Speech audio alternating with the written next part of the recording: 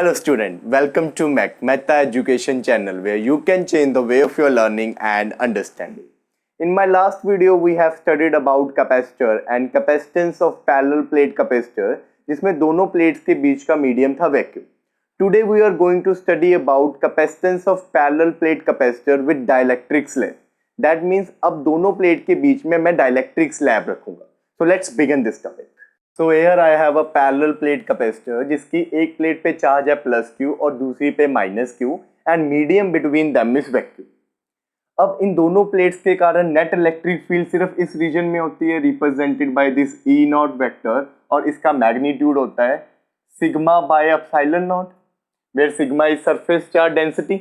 और हमने पिछली वीडियो में इसकी कैपेसिटेंस निकाली थी, उसका आंसर आया था epsilon naught A by D where A is your area of each plate and D is distance between two plates. अब मैं इन दोनों प्लेट्स के बीच में डाइलेक्ट्रिक स्लैब इंसर्ट करूंगा जिसकी थिकनेस है T लाइक दिस.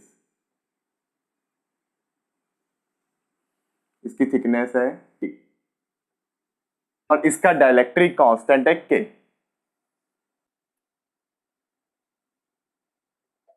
अब अगर आपको याद हो डाइलेक्ट्रिक स्लैब को जब हम एक्सटर्नल इलेक्ट्रिक फील्ड में रखते हैं तो इसके इस फेस की तरफ नेगेटिव चार्ज इकट्ठा हो जाता है और इस फेस की तरफ पॉजिटिव चार्ज जिसे पोलराइजेशन ऑफ चार्ज कहते हैं.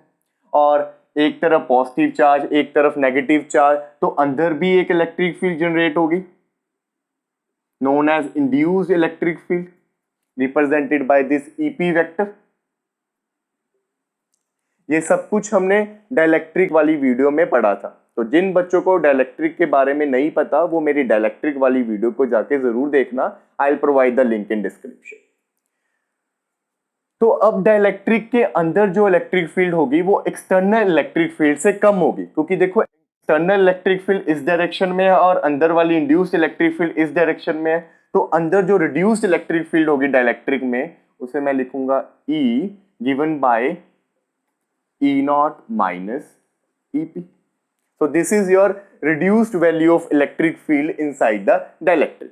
पर अगर मैं इन गैप्स की बात करूं, इन एयर गैप्स की बात करूं तो यहाँ पे तो इलेक्ट्रिक फील्ड E नॉट ही रहेगी क्योंकि यहाँ तो मीडियम वैक्यूम है, यहाँ तो डाइलेक्ट्रिक था नहीं ना.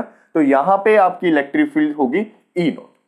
अब अगर पोटेंशियल की बात करें तो if V is potential between the plates तो पोटेंशियल और इलेक्ट्रिक फील्ड का रिलेशन क्या था? Potential is equal to electric field into distance.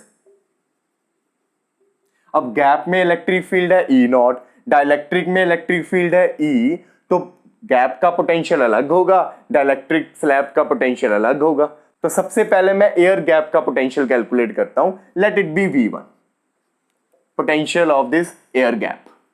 तो यहां पे इलेक्ट्रिक फील्ड थी हमारी E नॉट और डिस्टेंस ऑफ गैप अगर मैं इस d डिस्टेंस में से इस t थिकनेस को माइनस कर दूंगा तो मुझे ये गैप्स की लेंथ मिल जाएगी.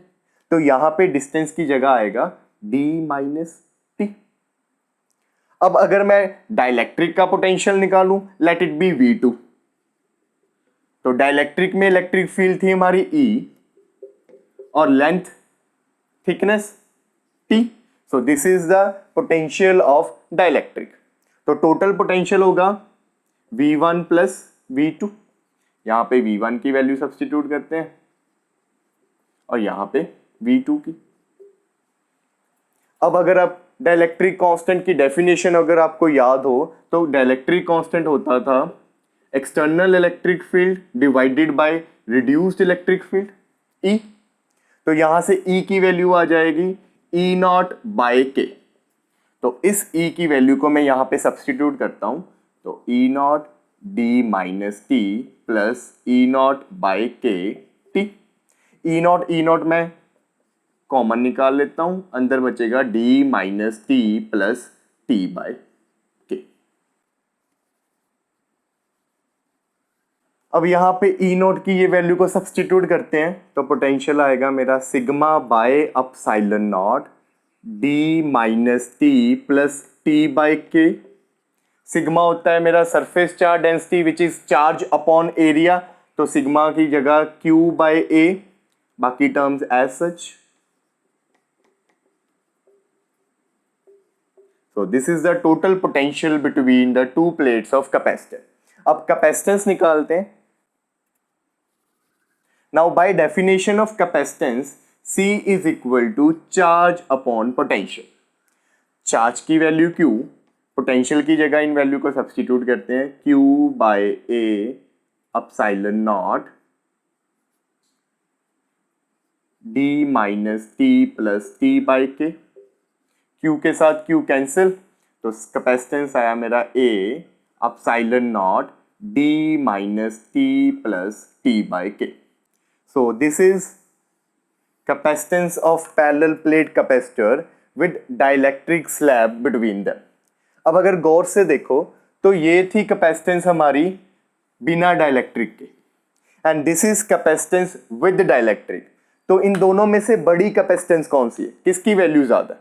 यहाँ पे नीचे D है और यहाँ पे D में से कुछ टर्म को मैं माइनस कर रहा हूँ, तो यहाँ पे जो डिनोमिनेटर होगा वो D से कम होगा.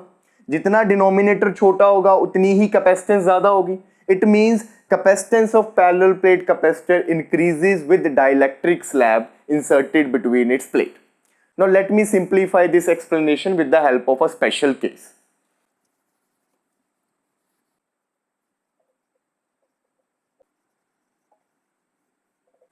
अब अगर ये डाइलेक्ट्रिक कैपेसिटर की प्लेट के बीच में कंप्लीटली फिटेड होता, that means thickness of dielectric is equal to distance between two plates of capacitor. तो यहां पे मैं अब T की जगह D को सब्स्टिट्यूट करता हूं, तो कैपेसिटेंस आएगी A epsilon naught D minus D plus D by K. ये D के साथ D कैंसिल, तो ये K जो है वो ऊपर चला जाएगा, A epsilon naught D, and this is what your capacitance when the medium between the plates of capacitor is vacuum. तो ये C आ जाएगा मेरा K times C naught. That means capacitance of parallel plate capacitor increases by K times when there is a dielectric slab inserted between the plates of capacitor. तो dielectric slab को अगर मैं बीच में रखूंगा तो इस कैपेसिटर की कैपेसिटेंस और बढ़ जाएगी, और कैपेसिटेंस का इंक्रीज होना मतलब इसकी चार्ज स्टोरिंग एबिलिटी का इंक्रीज होना.